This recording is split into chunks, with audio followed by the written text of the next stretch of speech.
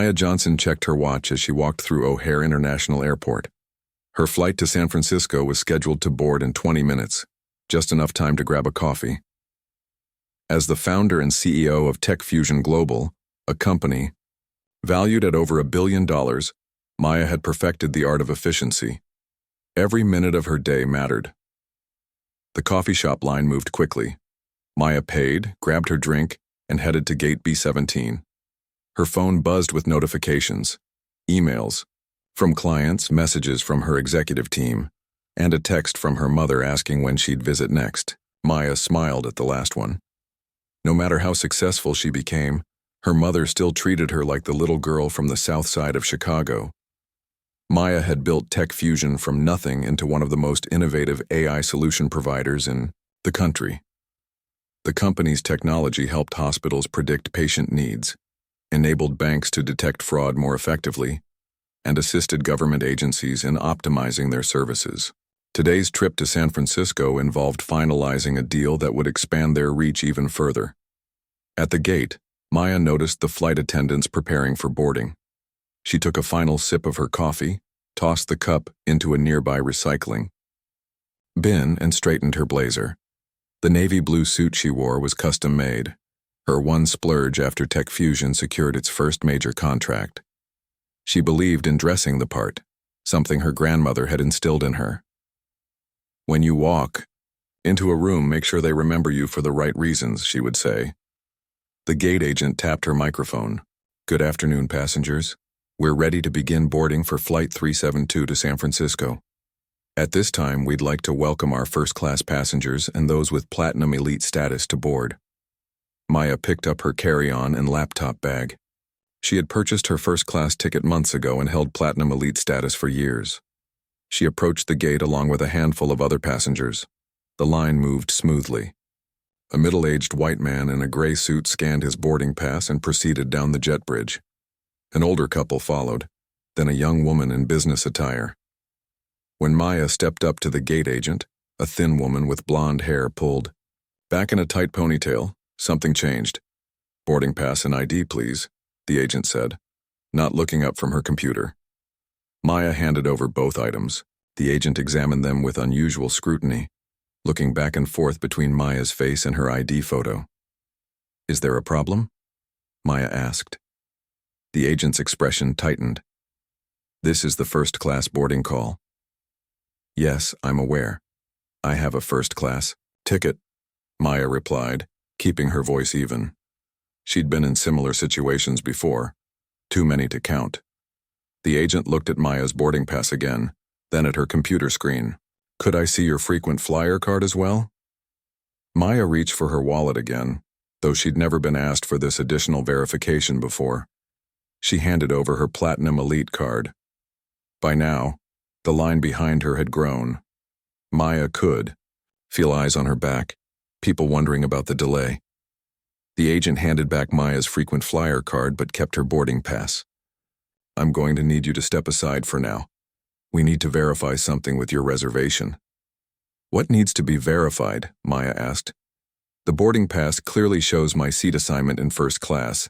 Ma'am, if you could just step aside, we'll sort this out. We need to let the other first-class passengers board. Maya didn't move. I am a first-class passenger. The agent sighed loudly. Ma'am, please don't hold up the line. You can board with the general boarding group. A tall man in an expensive suit stepped up behind Maya. Without even checking his boarding pass, the agent smiled at him. Good afternoon, sir. You can go right ahead. The man gave Maya a curious glance as he walked past. The agent hadn't asked to see his frequent flyer card or questioned his right to be in the first-class line.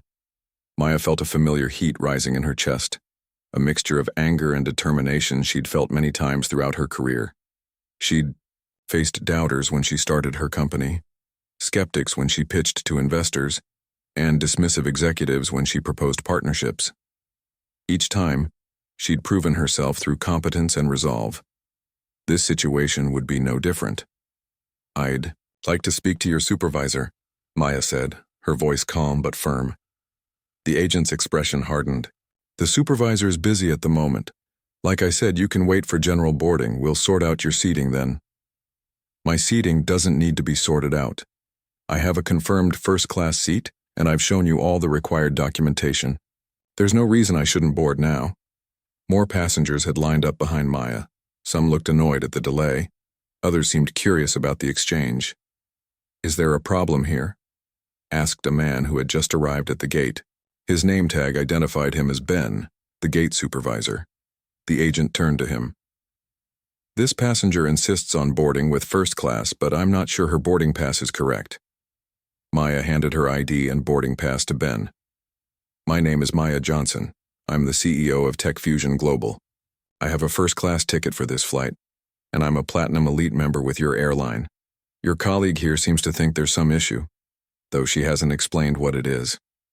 Ben looked at Maya's documents, then at his computer screen. "Everything appears to be in order, Ms. Johnson. I'm not sure what the confusion is about." The agent's face flushed. "I just thought..." "She thought I didn't belong in first class." Maya finished for her. She was ready to wave through. "The white man behind me without checking anything, but she needed extra verification from me." Ben looked uncomfortable. "I'm sure that wasn't the case." "Then what was it? Why was I asked for additional documentation that no one else was asked for? Why was I told to wait for general boarding despite having a first-class ticket?" Maya's voice remained steady, but her eyes held Ben's gaze firmly. A few passengers had taken out their phones. Maya wasn't sure if they were recording or just checking the time, but either way, this situation was quickly becoming more than a minor boarding issue. Ben cleared his throat. "Ms. Johnson, please accept our apologies for any confusion. Of course, you're welcome to board now." "The issue isn't whether I can board now. The issue is why I was treated differently than other first-class passengers." By now, a small crowd had gathered. The boarding process had stalled. Maya was aware that she could simply take her boarding pass and walk onto the plane, but this wasn't just about her anymore. This was about every person who had ever been made to feel they didn't belong somewhere because of how they looked.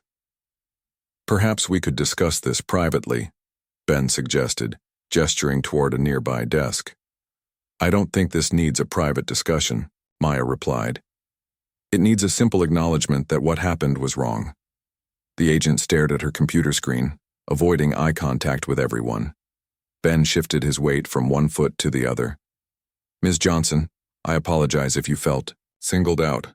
That was certainly not our intention." Maya noticed his careful wording, apologizing for how she felt rather than for what had actually happened. "I didn't feel singled out. I was singled out," she corrected him. "And this isn't about intentions. It's about actions and their impact." More passengers had stopped to watch the exchange. The boarding area had grown quieter, with many people openly listening to the conversation. Maya took a deep breath. In her years as a CEO, she'd learned when to push and when to strategize. This moment called for the latter.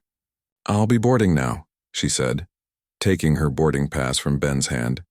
"But this conversation isn't over." As Maya walked toward the jet bridge, she pulled out her phone and opened her contacts. She scrolled until she found the name she was looking for. David Chen, Chief Operations Officer of the airline. They had met at a business leadership summit last year and exchanged information.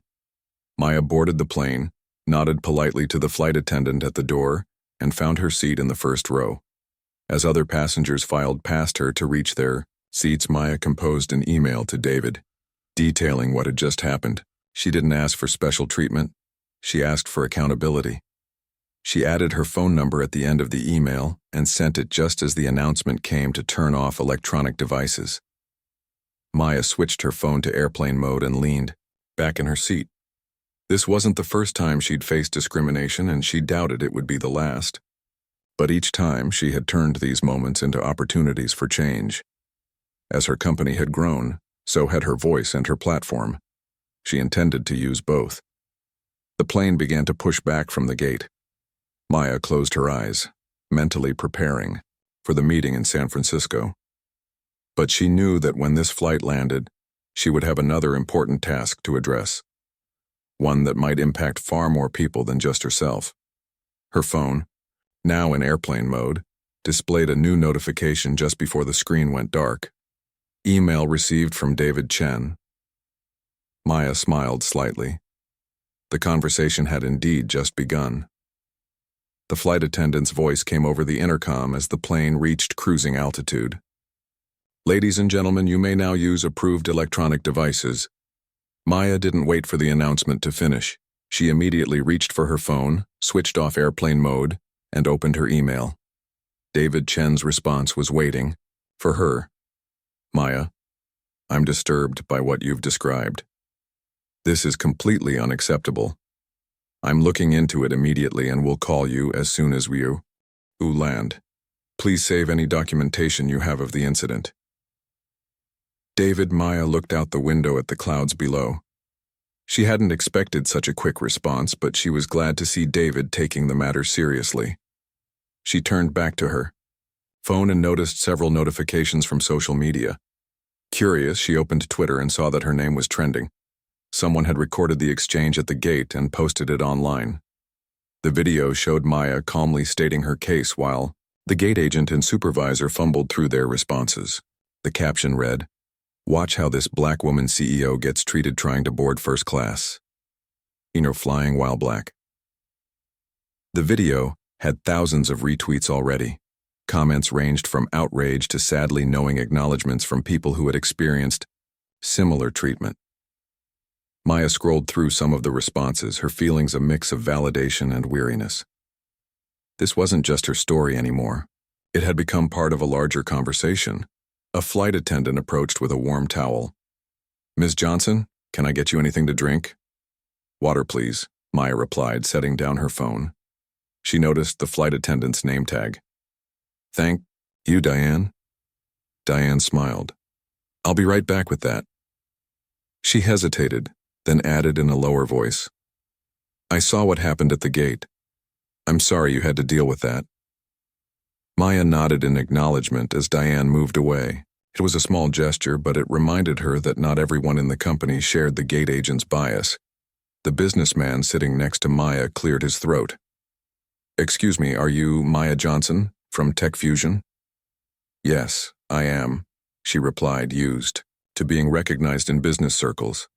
"I thought so." "I'm Lee Wong." He offered his hand.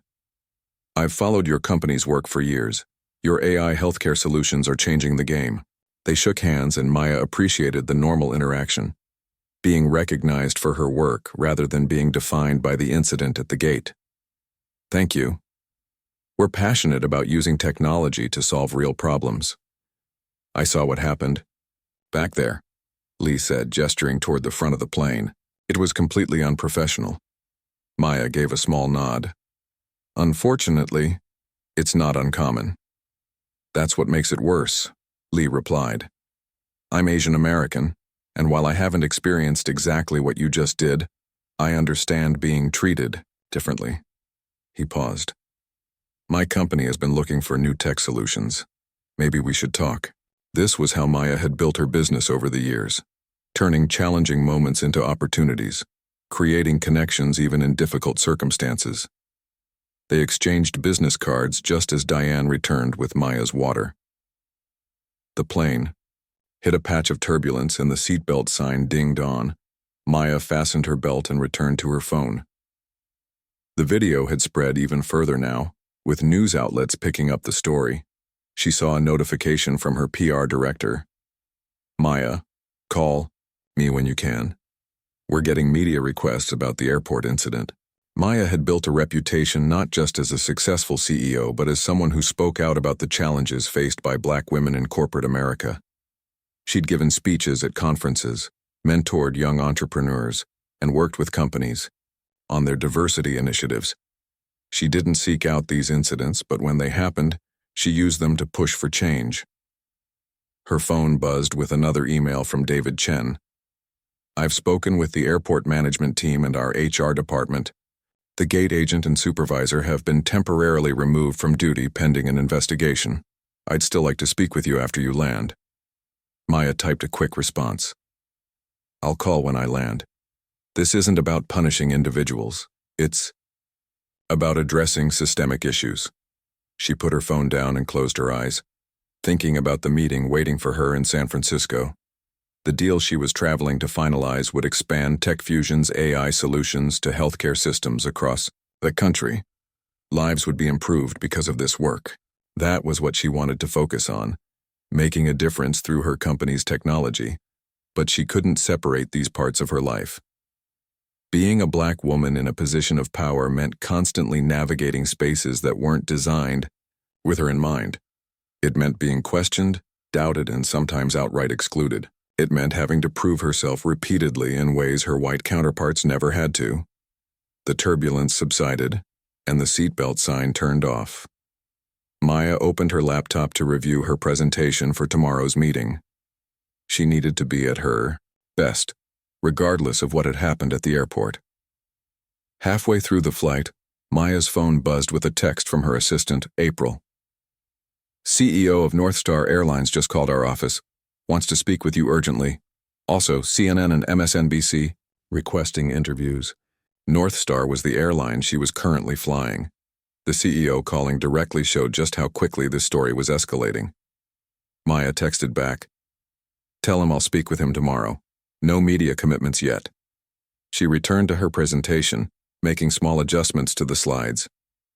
Focus had always been her superpower, the ability to compartmentalize and keep moving forward despite obstacles.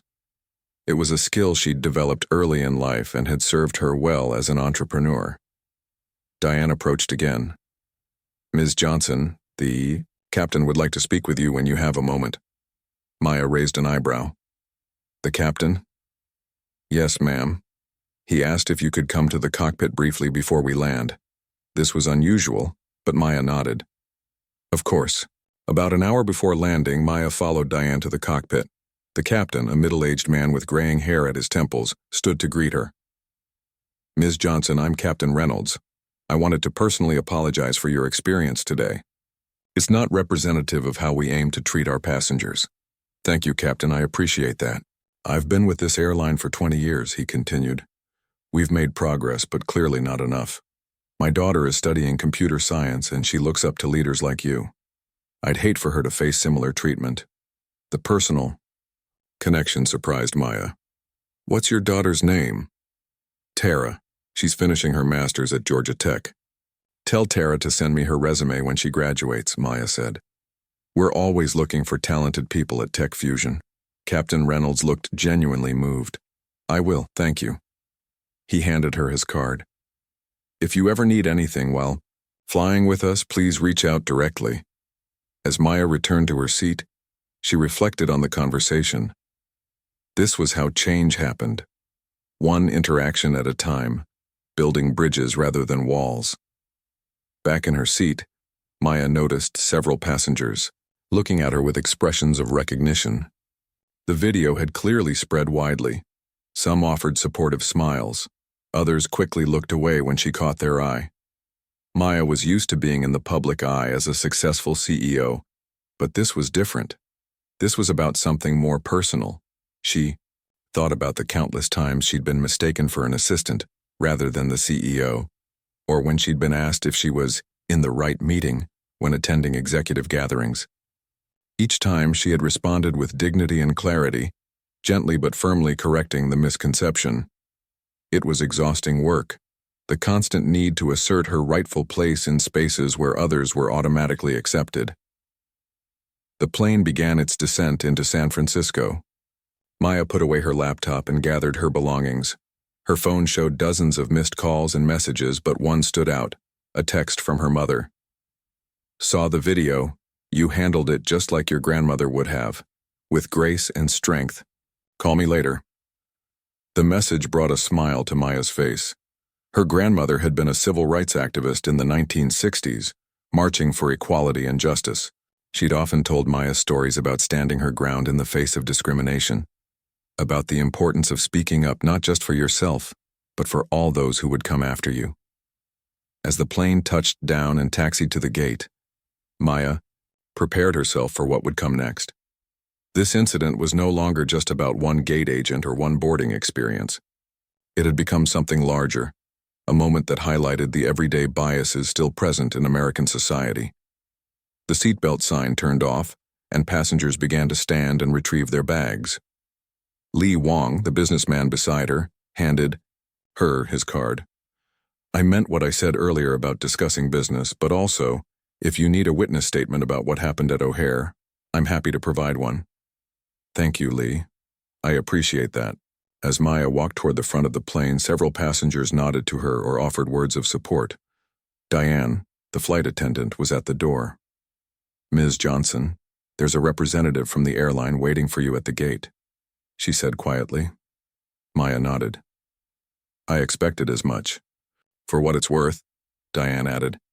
Many of us are glad this happened, not the discrimination, of course, but that it happened to someone with the platform to make it matter. Maya stepped off the plane into the bright, busy terminal of San Francisco International Airport. A woman in a North Star Airlines uniform stood waiting, looking nervous. Ms. Johnson, I'm Priya Kumar, Customer Relations Director for the Western Region. I've been asked to escort you to our lounge where you can speak privately with our executive team. Maya checked her watch. She had 3 hours before her hotel check-in and 5 before her dinner meeting with potential clients. Lead the way, she said. As they walked through the terminal, Maya noticed people watching her, some clearly recognizing her from the video. Her phone continued to buzz with notifications. His story was gaining momentum, taking on a life of its own. In the quiet of the first-class lounge, Maya took a moment to gather her thoughts. She wasn't just a passenger who had been wronged. She was a CEO with influence, a black woman with a platform, and someone who understood both the corporate world and the reality of bias. She had an opportunity here, not just to receive an apology, but to push for meaningful change. She opened her email and found the message from David Chen with his phone number. It was time to make that call. But first, she texted her executive. Team, meeting at the hotel at 6 p.m. We need to discuss how tech fusion can be part of the solution to bias in corporate America.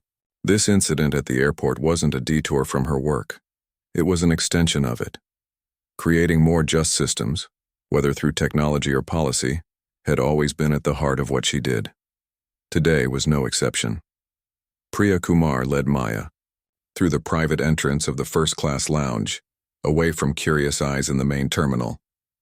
The lounge was nearly empty at this hour, with soft lighting and comfortable seating arranged for privacy. Can I get you anything to drink, Ms. Johnson? Priya asked, her voice carrying the practiced calm of someone trained to handle difficult situations.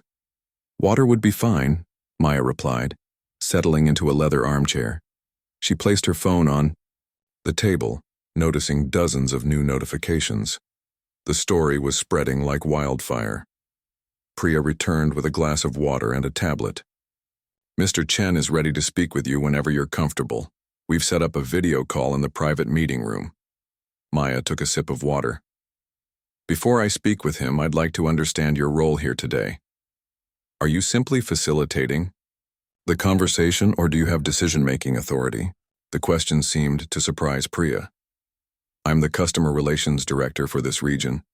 I've been authorized to offer compensation for your inconvenience, including flight vouchers and additional frequent flyer miles. Maya smiled slightly. I appreciate that, but this isn't about free flights or miles. This is about a systemic issue that affects passengers every day. Priya's professional composure wavered for just a moment. I understand. The company takes these matters very seriously. I'm glad to hear that, Maya said. Let's speak with Mr. Chen now. They moved to a small conference room where a large screen displayed the waiting video call. David Chen's face appeared, looking concerned and slightly tired despite his crisp suit and tie. Maya, thank you for taking this call. I want to personally apologize for what happened at O'Hare today. Thank you, David, Maya replied. I appreciate your quick response. David nodded. I've reviewed the security footage from the gate area. What happened was clearly discriminatory and completely unacceptable. The gate agent has been placed on administrative leave pending a full investigation. That's a start, Maya said, but placing one employee on leave doesn't address the larger issue. You're absolutely right, David agreed. That's why I wanted to speak with you directly. Our CEO, Richard Powell, is also on the line. The camera view widened to reveal a second man, older with silver hair and wire-rimmed glasses. Richard Powell, CEO of North Star Airlines, leaned forward. "Ms. Johnson, I'm Richard Powell. First, let me say how deeply sorry we are for what happened today. There's no excuse for it." Maya studied his face, looking for signs of sincerity beyond the corporate apology. "Thank you, Mr. Powell. I appreciate you joining this conversation." "The video of the incident has been viewed over 2 million times in the past few hours," Powell continued. "But even if there had been no video and no public attention, this would still be unacceptable. We've failed you as a customer, and we've failed our own standards." Maya appreciated his acknowledgement. Too often, companies only seemed concerned about bias when it became a public relations issue. "What happens now?" she asked simply. Powell and Chen exchanged glances before Powell spoke again. "We're prepared to take immediate action. The employees involved will receive additional training, and we'll review our boarding procedures across all airports." Maya had heard similar promises from companies before, quick fixes that addressed symptoms rather than causes. She leaned forward. "Mr. Powell, I run a technology company that specializes in AI solutions. Do you know what we've learned about bias in our systems?" Powell looked slightly confused by the change in direction. "I'm not sure I follow." "We've found that bias isn't usually a matter of bad individuals making deliberately bad choices. It's built into systems that weren't designed with everyone in mind." Maya's voice was calm but firm. "Your gate agent isn't the problem. She's a symptom of a larger issue." "What do you suggest?" Chen asked. "I suggest you look at this as an opportunity, not a crisis to manage." Maya pulled out her laptop. "I have some thoughts on how North Star could approach this if you're interested in more than just damage control." Powell nodded. "We're listening." Maya opened a document she'd begun drafting on the plane. "First, conduct a comprehensive review of your customer service protocols, with input from diverse voices both inside and outside your organization. Second, implement truly meaningful bias training, not just a 1-hour video that everyone watches and forgets. Third, create accountability metrics that track improvements over time." As she spoke, Maya noticed both men taking notes. She continued, outlining a detailed approach that went beyond the usual corporate response to incidents like these. "Most importantly," she concluded, "make this process transparent. Let your customers and employees see that you're serious about change." Willie looked thoughtful. "These are excellent suggestions, Ms. Johnson. In fact, they align with initiatives we've been considering but haven't fully implemented." "Then use this moment as a catalyst," Maya said. "Sometimes it takes a public incident to create the internal momentum needed for real change." Chen nodded. "We'd like to work with you on this, Maya. Your expertise would be invaluable." Maya hadn't expected this turn in the conversation. "You want to hire Tech Fusion as consultants?" "If you're willing," Powell said. "Your company's work on reducing bias in AI systems is well known. Perhaps those same principles could be applied to our customer service training and protocols." Maya considered the proposal. Tech Fusion had never worked in the airline industry before, but the underlying issues of systemic bias were similar across many sectors. "I'll need to discuss this with my team," she said finally. "This would be a new direction for us." "Of course," Powell replied. "In the meantime, we'd like to issue a public statement addressing what happened today. With your permission, we'd like to mention that we're in constructive dialogue with you about improvements to our policies." Maya nodded. "That's fine as long as the statement acknowledges the specific nature of the incident rather than using vague corporate language about regrettable events or misunderstandings." "Absolutely," Chen agreed. "No sugarcoating." The conversation continued for another 30 minutes with details exchanged and next steps outlined. By the end, Maya felt cautiously optimistic. Powell and Chen seemed genuinely committed to using this incident as a turning point. As the video call ended, Priya, who had been quietly taking notes throughout, spoke up. "Ms. Johnson, we've arranged for a car to take you to your hotel whenever you're ready." "Thank you, Priya. I appreciate that." Left alone in the conference room, Maya checked her phone. The story had exploded even further. Major news networks were covering it.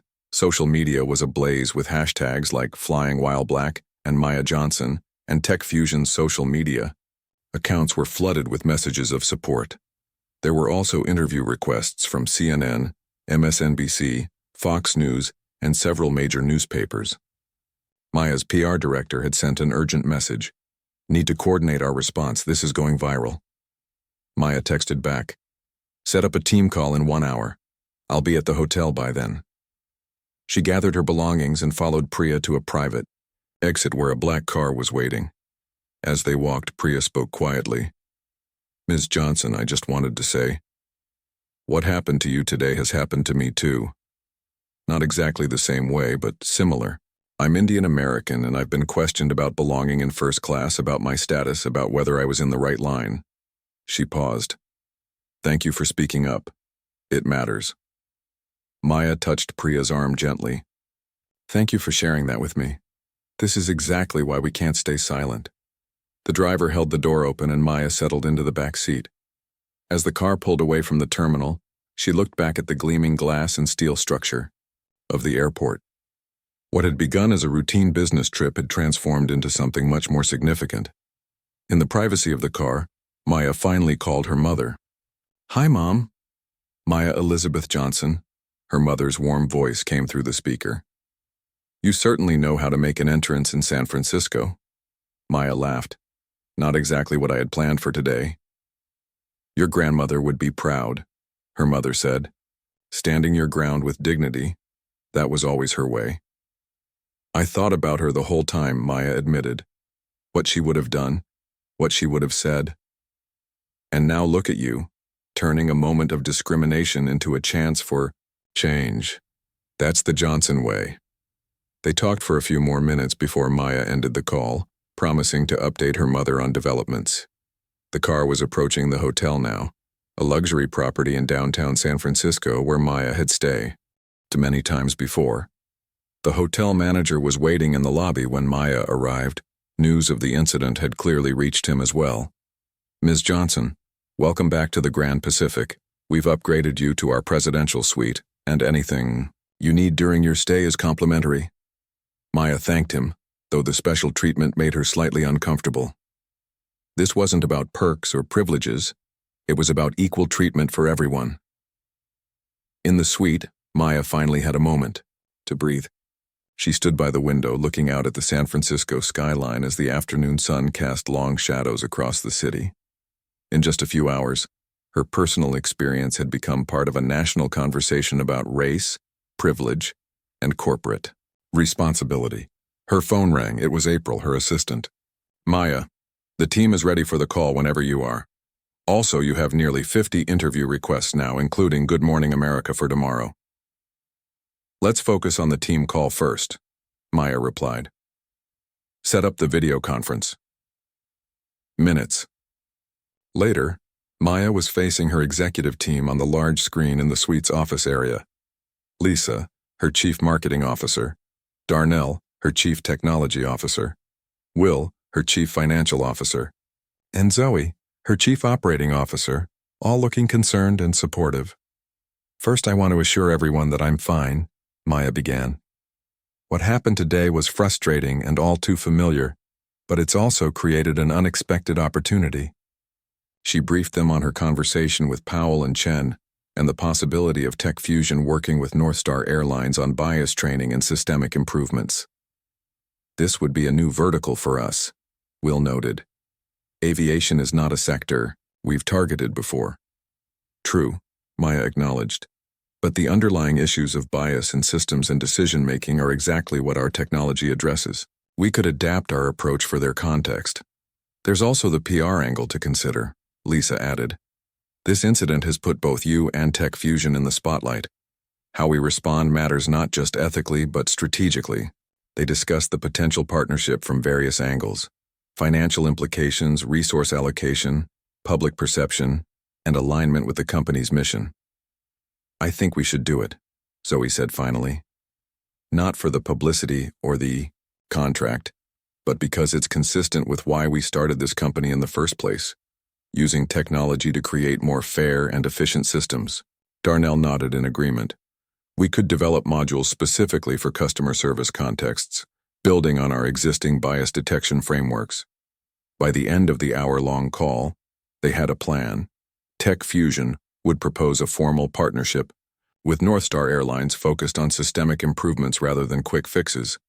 They would also carefully select a few key interviews for Maya to give context to what had happened and why the response mattered. As the call ended, Maya felt a renewed sense of purpose. What had begun as discrimination at an airport gate was transforming into an opportunity for broader change. This was why she had built Tech Fusion, not just to create innovative technology, but to use that technology to address real-world problems. She picked up her phone and texted David Chen. "My team is on board. Let's talk tomorrow about next steps." For a formal partnership. This is a chance for Northstar to lead by example. His response came quickly. "Agreed. We'll have a draft proposal ready for review by morning." And Maya, "Thank you for your willingness to work with us rather than against us. Not everyone would take this approach." Maya set down her phone and began preparing for her dinner meeting with potential clients. She had come to San Francisco to expand Tech Fusion's healthcare solutions, and that work would continue. But now she had an additional purpose, turning a moment of personal injustice into institutional change. The morning sun streamed through the presidential suite's windows as Maya finished her coffee. Her phone hadn't stopped buzzing since she woke up. The story had grown overnight, with the video reaching over 10 million views. Maya Johnson and Flying While Black were trending nationally. Maya checked her watch. She had 30 minutes before her scheduled interview with Good Morning America. After careful consideration with her team, they decided this would be her only television appearance. The show would reach millions of viewers and give her a platform to shift the narrative from personal grievance to systemic change. Her phone rang. It was Lisa, her chief marketing officer. "Morning, Lisa. Maya, have you seen Northstar's statement? They just released it." "Not yet. How is it?" "Surprisingly good," Lisa replied. "No corporate doublespeak. They directly acknowledged the discrimination you faced, apologized without qualifications, and outlined initial steps they're taking. They also mentioned that they're in discussions with Tech Fusion about long-term solutions." "Send it to me," Maya said. "I'd like to read it before the interview." Moments later, the statement appeared in her email. Lisa was right. It was refreshingly direct for a corporate response.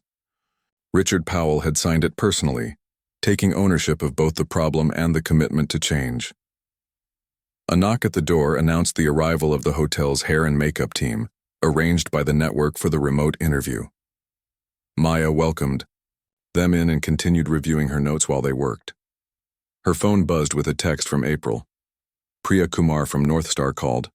"The gate agent from yesterday wants to speak with you, said it's important."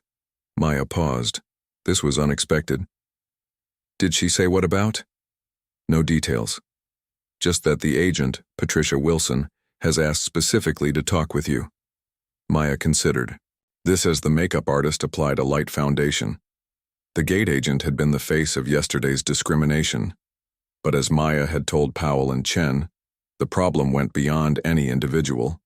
Still, she was curious about what Patricia might want to say. "Tell Priya I'll speak with her after my GMA interview, around 9:30. With hair and makeup complete, Maya moved to the suite's office area where the remote interview setup awaited. A technician checked the lighting and sound, then counted down to the live connection.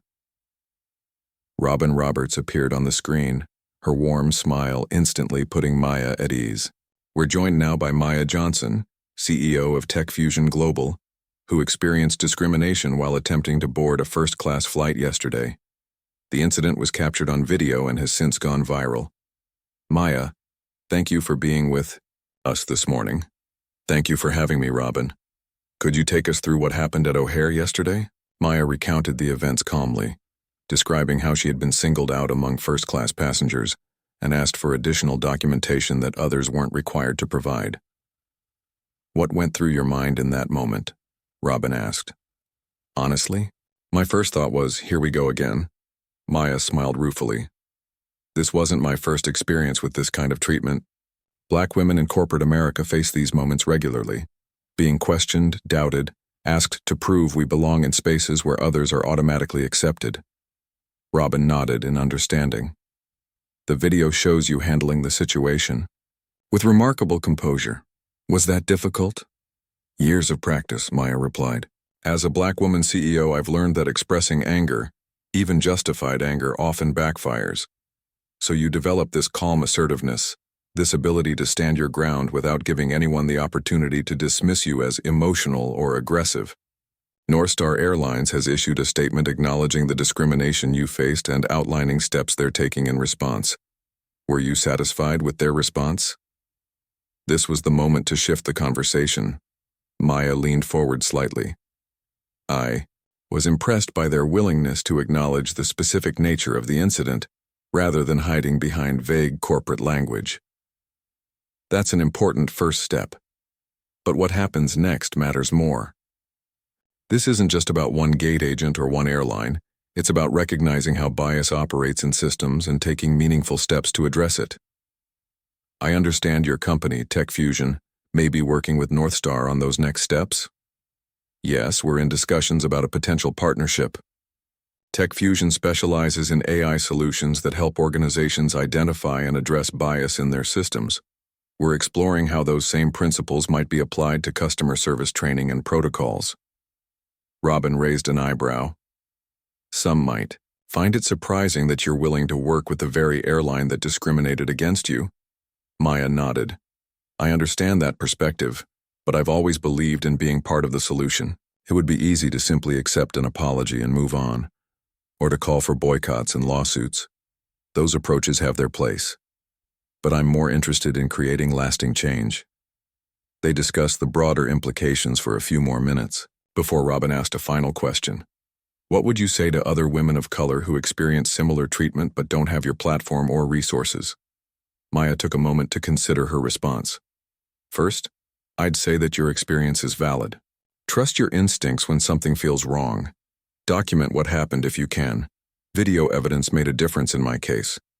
Reach out to customer service, yes, but also consider connecting with advocacy groups that address discrimination. And remember that you're not alone, even when it feels that way. Robin thanked her for the interview, and the connection ended. Maya let out a breath she hadn't realized she was holding. These conversations were always a balancing act. Being honest about difficult realities, while maintaining the professionalism expected of a CEO. Her phone immediately lit up with messages from her team. Perfect tone, texted Lisa. You hit all the key points without coming across as angry or vindictive.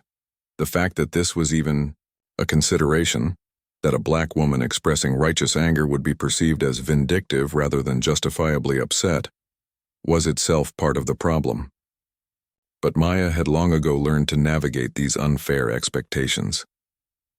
At 9:30, as promised, Maya took the call from Patricia Wilson, the gate agent from yesterday's incident. She put the call on speaker as she prepared for her meeting with healthcare executives later that morning. Ms. Johnson? Patricia's voice sounded nervous. Thank you for speaking with me. Of course, Maya replied, keeping her tone neutral. What can I do for you, Ms. Wilson? I wanted to apologize personally. What I did yesterday was wrong.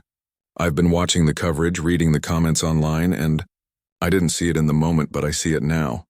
Maya hadn't expected this level of self-awareness. I appreciate that, Patricia. What do you think happened yesterday? There was a pause before Patricia answered. I made assumptions. When I saw you in the first-class line, something in me automatically questioned whether you belonged there. I didn't do that with the other passengers. Her voice cracked slightly. I've been telling myself I'm not prejudiced, but my actions showed otherwise. Recognition is an important first step, Maya said. The airline has placed me on administrative leave pending an investigation, Patricia continued. Everyone assumes I'll be fired, and maybe I should be. But I was wondering if there's a way I could be part of making things better instead. This request caught Maya by surprise. What did you have in mind? I don't know exactly. But when I heard your company might be working with Northstar on bias training, I thought maybe my experience, my mistake, could be valuable somehow. Like a case study or something. Maya considered the idea. There was something powerful about having someone acknowledge their biased behavior and commit to change. It was certainly more productive than simply punishing Patricia and moving on, as if the problem had been solved. "Let me think about that," Maya said finally. "I appreciate your willingness to learn from this experience, Patricia. That's more than many people would do." "Thank you for even taking my call," Patricia replied. "Most people in your position wouldn't have." After ending the call, Maya texted David Chen, "Just spoke with Patricia Wilson. She's interested in being part of the solution rather than simply being punished. Might be worth considering as we develop the training program." His response came quickly. "Interesting idea. We'll discuss with HR. On another note, our draft proposal is ready for your review. Can I send it over?" "Yes, please do. I'll look at it this afternoon." Maya finished preparing for her healthcare meeting, but her mind kept returning to Patricia's call. The gate agent's willingness to acknowledge her bias and seek growth was unusual. Most people became defensive when confronted with evidence of their prejudice, retreating into denial or counter-accusations. The hotel phone rang. Her car was ready to take her to the meeting. Maya gathered her materials and headed downstairs. In the lobby, several guests looked at her with recognition, some smiling supportively, others quickly averting their gaze. The incident had clearly made her instantly recognizable beyond her usual business circles. The healthcare meeting went well, with executives from 3 major hospital systems expressing interest in TechFusion's AI diagnostic tools. Yet even here, the airport incident came up. "Before we wrap up," said Dr. Helen Wong, Chief Innovation Officer at Pacific Health Systems, "I just want to say that I admire how you're handling the situation with North Star Airlines. It's inspiring to see someone use their platform to drive meaningful change rather than just seeking personal redress." Maya thanked her, and they exchanged contact information with promises to follow up next week. As Maya left the meeting, her phone buzzed with a text from Richard Powell. "Our social media mentions are up 300%. Most are supportive of our response and the partnership with TechFusion. Board is fully behind this initiative now." This was good news. Corporate commitments often faltered when public attention faded, but board-level support suggested North Star might actually follow through. Maya texted back, "Glad to hear it. Reviewing your proposal this afternoon." Back at the hotel, Maya found the North Star proposal waiting in her email. It was comprehensive, far more than the superficial response she had initially feared. The airline was proposing a 6-month engagement with TechFusion to develop customized bias training, review customer service protocols, and implement accountability metrics across their entire system. Maya forwarded it to her executive team with a note. "Initial thoughts? This looks substantial." While waiting for their responses, she scrolled through social media, reading comments about the incident. Most were supportive, many sharing similar experiences. But there were also the inevitable trolls and skeptics, people claiming she had exaggerated or fabricated the discrimination for attention, or that she was playing the race card to gain advantages. Maya had learned long ago not to engage with these voices directly. Their minds were unlikely to be changed by anything she said. Instead, she focused on the constructive conversations happening around the issue. Discussions about implicit bias, about the everyday experiences of Black women in professional settings, about the difference between individual prejudice and systemic discrimination. Her team's responses to the North Star proposal began coming in, all generally positive with specific suggestions for improvements. Darnell thought the technical integration could be stronger. Lisa wanted clearer public communication commitments. Will suggested tying financial incentives to measurable improvements in customer feedback from minority passengers. Maya compiled their feedback into a cohesive response and sent it to David Chen. "These are our initial thoughts. Overall, we're impressed with the proposal and see this as a promising starting point." Her phone rang almost immediately. It was David. "Maya, I just got your feedback. Thank you for the quick response. Richard and I were wondering if you'd be willing to join us for dinner tonight to discuss next steps in person. We're both in San Francisco for a conference." Maya checked her calendar. She had planned to review materials for tomorrow's meetings, but this seemed more pressing. "Yes, I can do that. Where and when?" They arranged to meet at an upscale restaurant near her hotel at 7:30. Maya used the remaining afternoon hours to prepare for tomorrow's healthcare meetings and to catch up on other tech fusion business that had been pushed aside by the unfolding events. At 7:15, she headed downstairs. The restaurant was only a short walk from her hotel, a welcome chance to clear her head in the cool San Francisco evening air. As she walked, Maya reflected on how dramatically her trip had changed in just 24 hours. What had begun as a routine business journey had become something far more significant. At the restaurant, David and Richard were already waiting in a private dining room. They stood as she entered, both looking slightly nervous despite their corporate power. "Maya, thank you for coming," Richard said, shaking her hand. "And thank you for your thoughtful feedback on our proposal. You've clearly put real consideration into this," Maya replied as they sat down. "That's encouraging." Over appetizers, they discussed the specifics of the potential partnership, timelines, deliverables, and integration points between Tech Fusion's technology and North Star's existing systems. The conversation was productive, focusing on practical steps rather than abstract commitments. During the main course, Richard addressed Patricia Wilson's situation. "We received your message about Patricia's interest in being part of the solution. It's an interesting idea. Though our HR department initially recommended termination, firing her might satisfy calls for immediate action," Maya said. "But it doesn't address the underlying issues. If she's genuinely committed to learning and growing from this experience, that could be valuable for your organization." David nodded. "We were thinking the same thing. What if we make her part of the pilot group for the new training program? Her perspective as someone who has recognized and acknowledged her own bias could be powerful." "I'd support that approach," Maya agreed. "Assuming she's willing to share her experience openly." By the end of dinner, they had outlined a framework for moving forward. Tech Fusion would develop customized training modules and bias detection tools for North Star, with a pilot program launching within 60 days. Patricia would be included in the development process, providing insights from her perspective. The full program would roll out across all North Star locations within 6 months. As they prepared to leave, Richard hesitated, then spoke. "Maya, I have a confession to make.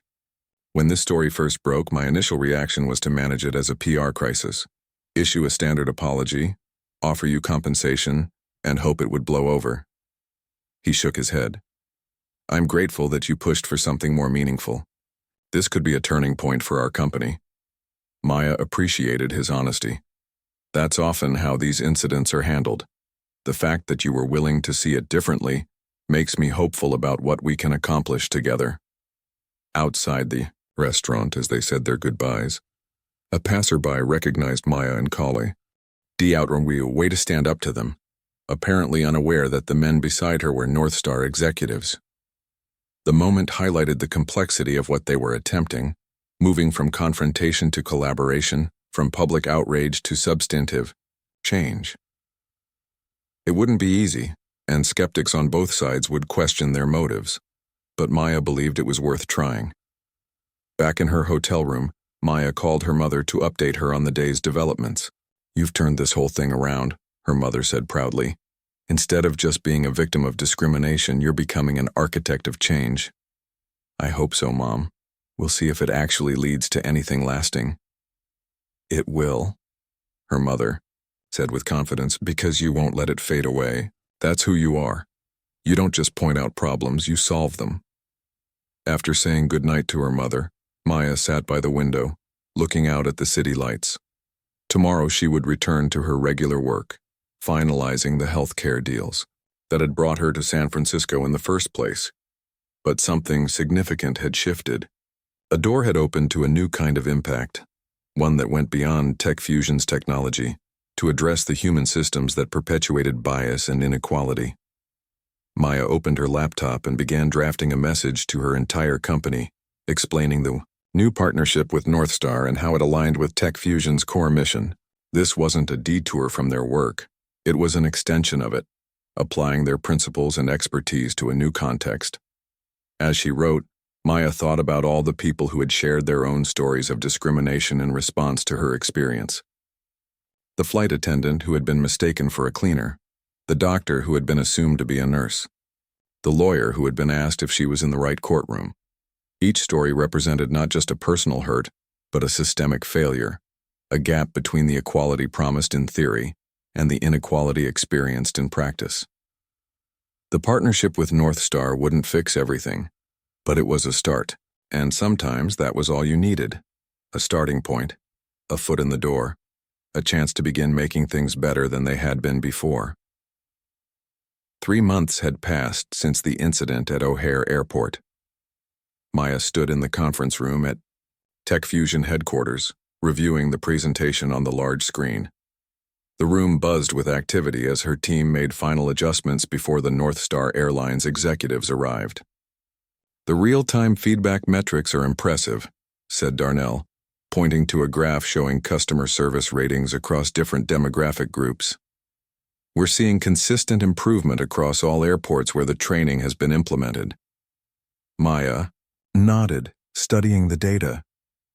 What had begun as a personal humiliation had evolved into something remarkable, a partnership that was creating measurable change. The North Star project had grown beyond its original scope, becoming a model that other companies were now inquiring about. 5-minute warning, called April from the doorway.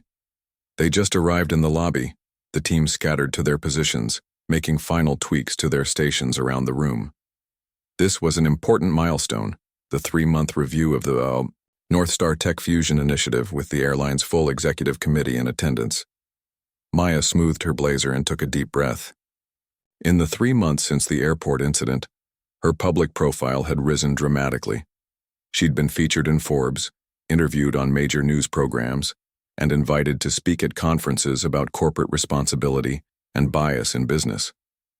TechFusion stock had risen 15%, and applications to work at the company had tripled. But more meaningful than the publicity was the work itself, the development of new tools and training programs that were making a real difference in how people were treated. The glass doors opened, and Richard Powell led his team into the conference room. Behind him came David Chen and 6 other executives, including Priya Kumar, who had been promoted to Senior Vice President of Customer Experience, following her handling of the initial incident.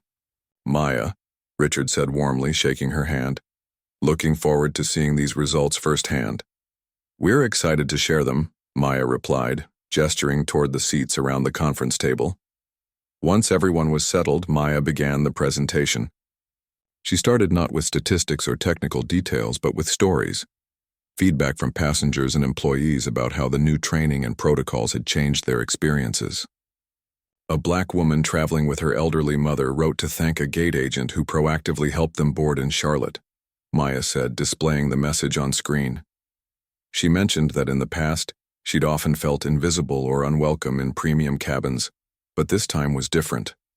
She moved through several such examples before transitioning to the data, showing how customer satisfaction scores among minority passengers had increased by 23% at the airports where the program had been fully implemented. "The technology is only part of the solution," Maya explained, nodding to Darnell, who took over to demonstrate their bias detection AI that now analyzed customer service interactions in real time, flagging potential issues before they escalated. "What's particularly encouraging," Darnell noted, "is that we're seeing agents self-correct. The system provides subtle nudges when it detects potential bias, and in 87% of cases, the agent adjusts their approach without needing supervisor intervention." "David." Chen leaned forward. "What about employee satisfaction? Has there been pushback from staff who feel they're being monitored?" "That was our concern too," Maya acknowledged. "But we designed the system to be supportive rather than punitive. It's framed as a tool to help employees provide better service, not as surveillance to catch them doing something wrong." Priya added, "Initial resistance has largely faded.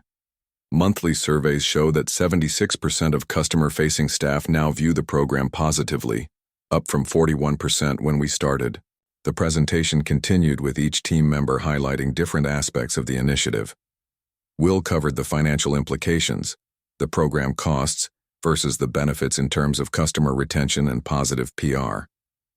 Lisa showcased the communication strategy that had transformed a potential crisis into a brand-enhancing opportunity. Finally, they reached the part of the presentation that Maya had been most looking forward to, Patricia Wilson's segment. The door opened and Patricia entered. She looked nervous but determined as she took a position at the front of the room. 3 months ago, she had been the gate agent who had discriminated against Maya.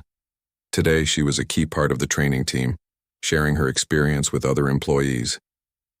"Good morning," she began, her voice slightly shaky. "For those who don't know me, I'm Patricia Wilson. 3 months ago, I was the gate agent who questioned Ms. Johnson's right to board in first class.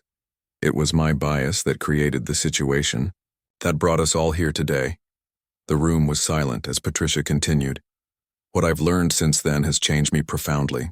I've had to confront uncomfortable truths about myself, assumptions I made without even realizing it, ways I treated people differently based on how they looked." She paused. "It would have been easier to be fired, to just disappear and not face what I did. I'm grateful I was given a different option." Patricia described how she now helped facilitate training sessions, sharing her story as a way to help other employees recognize their own biases. "The most common response I get is denial. I would never do that, I don't see color," she said. "But when I walk them through exactly what happened that day, how I didn't even realize what I was doing in the moment, many begin to recognize similar patterns in themselves." As Patricia finished her presentation, Richard Powell was the first to applaud, with the rest of the room quickly joining in. The raw honesty of her account had clearly moved everyone present. "Thank you, Patricia," Maya said as she retook the floor. "Your willingness to be vulnerable and share your experience has been invaluable to this program." The meeting transitioned to discussion, with the North Star executives asking questions and proposing refinements to the program as it prepared to roll out to the remaining airports in their system. "What's next?" Richard asked as the meeting wound down. "Beyond finishing the rollout to all our locations," Maya smiled. "That's actually something we wanted to discuss today. We've had inquiries from 3 other airlines and 2 hotel chains about implementing similar programs. There's clearly an appetite for this work beyond North Star." David nodded. "We've noticed the same thing. Our competitors are watching what we're doing. We see an opportunity to create an industry consortium," Maya suggested. "Companies working together to establish best practices for bias prevention and response. North Star could be the founding member and a leader in this effort." Richard looked intrigued. "A consortium would allow us to maintain the competitive advantage of being first while also advancing change industry-wide." "Exactly," Maya agreed. "This isn't just about one company doing better. It's about raising standards across the entire travel industry." They discussed the consortium idea further, with both teams energized by the possibilities. By the end of the meeting, they had outlined a framework for what such an organization might look like and how it would function. As the North Star executives prepared to leave, Richard pulled Maya aside. "I've been meaning to tell you, the board has approved a significant expansion of our diversity initiatives based on the success of this program. We're eating a new C-level position, Chief Inclusion Officer. We'd like your input on the search committee." "I'd be happy to help," Maya replied. "The right leadership will be crucial for sustaining this work long-term." After the North Star team departed, Maya gathered her own team for a debrief. The energy in the room was high, with everyone talking at once about next steps and new ideas. "Hold on," Maya said, raising her hand with a smile. "Before we dive into what's next, I want to acknowledge what we've already accomplished. 3 months ago, this partnership didn't exist. Now it's changing how an entire airline operates and potentially how an entire industry approaches these issues." The team quieted, taking in her words. "Sometimes in business, we move so quickly from one challenge to the next that we don't stop to recognize our achievements," Maya continued. "This is a moment worth noting. You've all done extraordinary work here." Lisa raised her water bottle in a toast. "To turning a negative into a positive." "And to our fearless leader," Darnell added, "who saw possibility where others might have only seen offense." Maya smiled, accepting their acknowledgement with a nod. "Now, let's talk about this consortium idea. If we're going to scale this work, we need to think carefully about structure and governance. The discussion continued through lunch, with the team mapping out how tech fusion could support an industry-wide initiative without losing focus on their core business. By late afternoon, they had a solid plan for moving forward. As the workday wound down, Maya's phone buzzed with a notification. It was from the Harvard Business Review. They wanted to feature the North Star Tech Fusion partnership as a case study in their next issue on corporate response to bias incidents. Maya forwarded the email to Lisa with a note. Thoughts on this? Could be a good platform to share the model more widely. Before heading home, Maya had one more call to make. She dialed the number for her grandmother's nursing home. "Hi, Grandma. Just wanted to call and tell you about my day." "Maya, I was just thinking about you. Tell me everything." Maya settled into her chair and described the meeting, the progress they'd made, and the plans for the future. Her grandmother had been a civil rights activist in the 1960s, marching for equality and facing far worse discrimination than anything Maya had encountered. "You know what makes me proudest?" her grandmother said after listening. "Not just that you stood up for yourself that day, but that you found a way to make things better for others. That's always been the real work. Not just calling out what's wrong, but building what's right."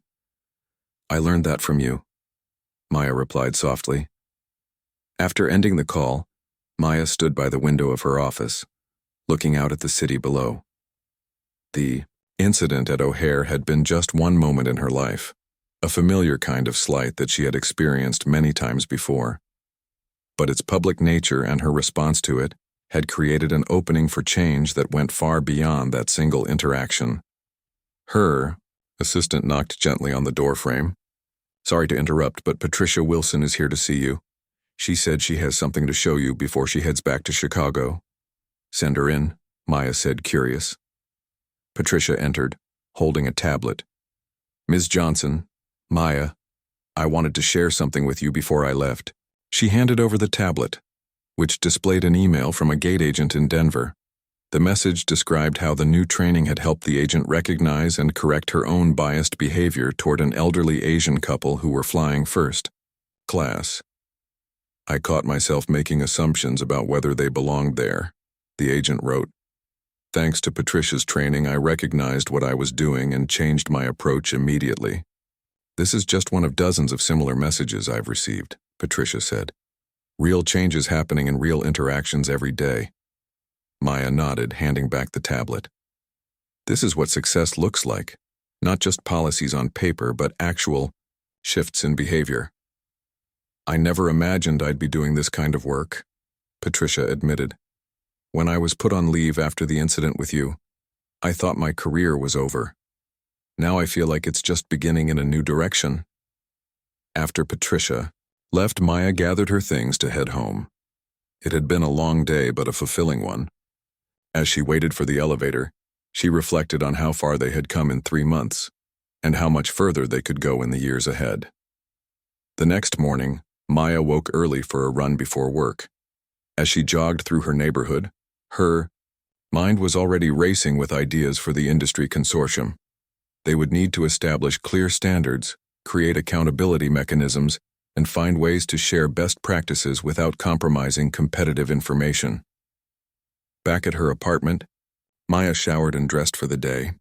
She had a breakfast meeting with a potential healthcare client, followed by internal strategy sessions and a late lunch with a women's business group, where she had been asked to speak about her experience. As she picked up her phone to check messages, she saw an email from Richard Powell with the subject line, "You might find this interesting." Attached was a press release announcing that North Star Airlines had been selected for a prestigious industry award, recognizing their innovative approach to customer service and inclusion. The email included a personal note. "This recognition belongs as much to you and Tech Fusion as it does to North Star. None of this would have happened without that difficult day at O'Hare. Sometimes our greatest challenges lead to our most important progress." Maya smiled, remembering her grandmother's words from last night. That had always been the pattern in social change, moments of pain or conflict that, when addressed with wisdom and determination, became catalysts for progress. She replied to Richard's email, Congratulations on the recognition. It's well deserved. This is just the beginning of what we can accomplish together. As Maya headed out the door for her breakfast meeting, her phone buzzed with another notification. A message from a young black woman entrepreneur who had reached out through TechFusion's website. Your story inspired me to keep going when I wanted to quit. Thank you for showing what's possible. Maya paused in the doorway, taking a moment to appreciate the ripple effects of what had happened 3 months ago. One incident at an airport gate, witnessed by a handful of people, had expanded into something that was touching lives across the country. She typed a quick response to the young entrepreneur. Keep going. Your presence in spaces where people, like us, have been underrepresented isn't just important for you. It matters for everyone who will come after you. Stepping out into the morning sunshine, Maya felt a sense of purpose that went beyond business success. What had begun as a moment of injustice had transformed into a movement for equity. Proof that with the right approach, even difficult experiences could become foundations for meaningful change. The incident would always be part of her story, but it would not define her. What would define her, what had always defined her, was what she built from the challenges she faced. In that way, the gate agent who had questioned her place in the first-class line had unwittingly helped her find a new path to impact. Maya hailed a cab to her breakfast meeting, ready to continue the work of building something better, not just for herself, but for all those who would follow.